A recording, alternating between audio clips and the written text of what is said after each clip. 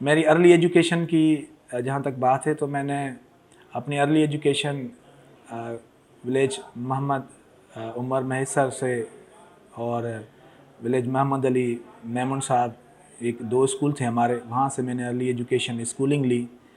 और फिर उसके बाद मैं 6 क्लास में गवर्नमेंट हाई स्कूल दरबेलो में चला गया।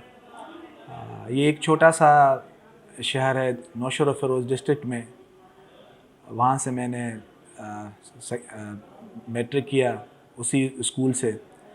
और फिर मैंने गवर्नमेंट डिग्री कॉलेज कंडियारो से अपने इंटरमीडिएट किया।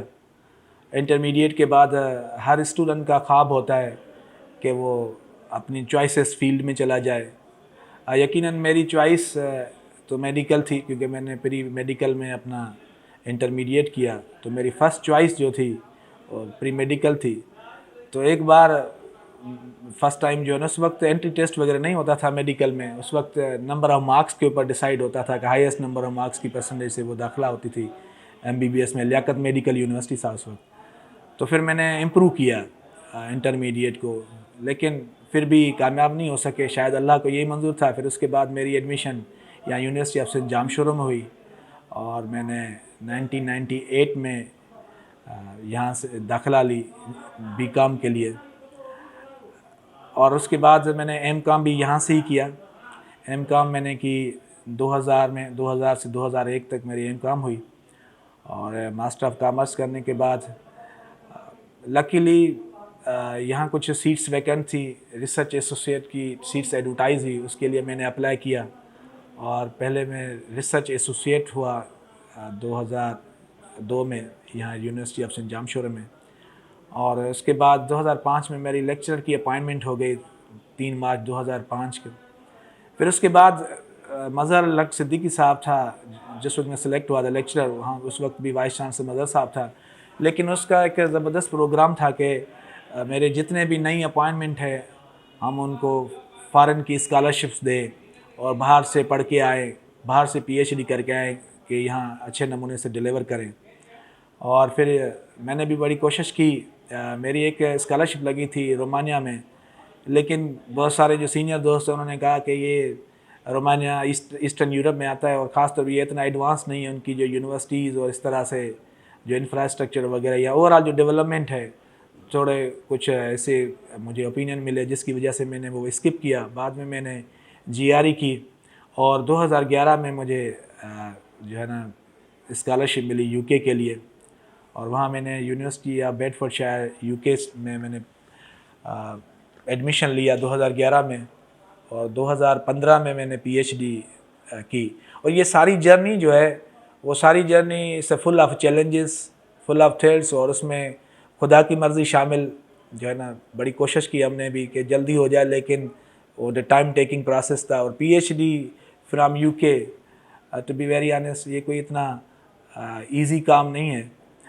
बड़ी हिम्मत करके जो है ना हमने बड़ी मेहनत की। बड़ी चैलेंजेस थी, फाइनेंशियल चैलेंजेस, क्योंकि यहाँ से जो हमें स्टाइपेंड मिलती थी वो तकरीबन 700 पाउंड्स तक थी। और I think it's not sufficient amount to live over there. और सारी चैलेंजेस को मीटअप किया। मैंने ह्यूमन रिसोर्स मैनेजमेंट में 2015 में मैंने पीएचडी करके फिर वापस आया। ज्वाइन किया मैंने एज यहाँ असिस्टेंट प्रोफेसर वापस आके अपनी यूनिवर्सिटी में 2015 में, अगस्त 2015। फिर उसके बाद 2018 में मेरा सिलेक्शन बोर्ड हुआ और मुझे एसोसिएट प्रोफेसर अपॉइंट कर दिया गया। एंड आफ्टरवर्ड्स एसोसिएट प्रोफेसर मेरी 2018 मार्च में मैं एसोसिएट प्रोफेसर बना। उसके बाद मुझे एक और भी जो है ना ऑफ़र हुई कि उस वक्त के vice chancellor professor Fatima Burfat ने मुझे focal person Naushahro Feroze campus, हमारे मुख्तलिफ़ कैंपसेस हैं डिस्ट्रिक्ट्स में, मुख्तलिफ़ डिस्ट्रिक्ट्स में, वहाँ मैं एज अ फोकल पर्सन मैंने सर्व किया। उसके बाद मैंने तकरीबन 1.5-2 साल तक as a director finance university of Sindh का भी ड्यूटी सर अंजाम दी। और फिर उसके बाद इससे पहले बल्कि मैं ये कहूँ कि 2016 में मैं डायरेक्टर स्टूडेंट फाइनेंशियल एड भी रहा 16 से 18 तक as a director student financial aid. मैंने जितना कुछ एफ़र्ट्स लगा के उसको स्टेबलाइज़ किया। इससे पहले जो ये सारी स्कॉलरशिप्स वगैरह होती थी वो थ्रू प्लानिंग एंड डेवलपमेंट के होती थी। तो ये पहली मर्तबा उस वक्त ऑनरेबल मोहम्मद सिद्दीक अल साहब जो वाइस चांसलर थे, और उसने मेरे पे ट्रस्ट किया और मुझे डायरेक्टर स्टूडेंट फाइनेंशियल एड की अपॉइंट किया। मैंने वहाँ भी अपनी फ़राइज़ सर अंजाम दिए। एंड उसके बाद I was serving as a associate professor at institute of commerce. फिर रिसेंटली हमारा एक बहुत ही अच्छा कलीग, बहुत ही ब्रिलियंट कलीग जो है डॉक्टर आशिक अली झत्याल, उसके इंतकाल के बाद वाइस चांसलर ने मुझे डायरेक्टर अपॉइंट किया इंस्टीट्यूट ऑफ कॉमर्स का।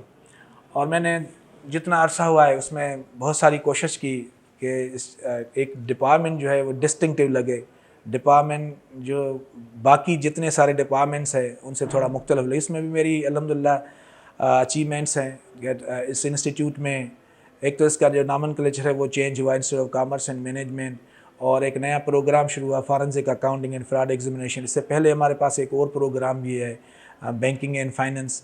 यकीनन इसके लिए सारी जितनी फैकल्टी है मेरे साथ और जितने लोग हैं, सपोर्टिंग स्टाफ है, एडमिनिस्ट्रेटिव स्टाफ है, उसकी बहुत बड़ी सपोर्ट है। उसके सपोर्ट की वजह से ही हम कुछ ये मटीरियलाइज़ कर पा रहे हैं। होप कि आपने खुद भी विटनेस किया होगा कि क्लासरूम जो है ना, रेगुलर क्लासेस एंड ओवरऑल जो इन्वायरमेंट है उसके ऊपर फोकस है। मेरी कोशिश है कि मैं जिस तरह के मैंने अप्स एंड डाउन्स अपनी लाइफ में देखे हैं, from early education to university education, ये ups and downs I am not new to them. तो मैं चाह रहा हूँ कि मैं अपने इदारे को, institute of commerce and management को, एक one of the leading institute के तौर पे आगे लेके आऊँ। और उसके लिए यकीनन एक कंटिन्यूस एफर्ट की ज़रूरत है। एंड इंशाल्लाह I am hopeful that I will continue my struggle with the same aptitude, with the same consistency, and I will try to make this institute of a great repute, inshallah। और इसके लिए मेरे साथ अच्छी faculty है। Of course हमारे पास एक बहुत सारे ज़्यादा प्रोग्राम्स आ गए हैं, तो इसकी वजह से हमें कुछ और फैकल्टी रिक्वायर्ड है। और इसमें मैंने कोशिश की है कि एक कोलैबोरेशन की तरफ जाऊँ from with other institute such as IBA। वहाँ से भी कुछ टीचर्स जिनको हमने रिक्वेस्ट किया और वो यहाँ क्लासेस वगैरह लेते हैं। थोड़ा एक मिक्सअप कर रहे हैं कि एक कंड्यूसिव इन्वायरमेंट बने, एक अच्छा इन्वायरमेंट बने। तो this would be my endeavour to make this institute in particular one of the greatest institutions. ये मेरी पूरी जर्नी रही है, और लेकिन एक कोशिश है और मुझे यकीन है the secret of success is consistency to purpose. आप अगर कंसिस्टेंट होते हैं अपने पर्पज़ के साथ, तो यकीनन अल्लाह ताला भी मदद करता है। अलैहिस्सलाम इंसान इल्ला मा सा, इंसान को वही मिलता है जिसकी वो कोशिश करता है। तो हम कोशिश कर रहे हैं और उम्मीद है कि हमारी कोशिश रंग लाएगी इंशाल्लाह। आई थैंक यू।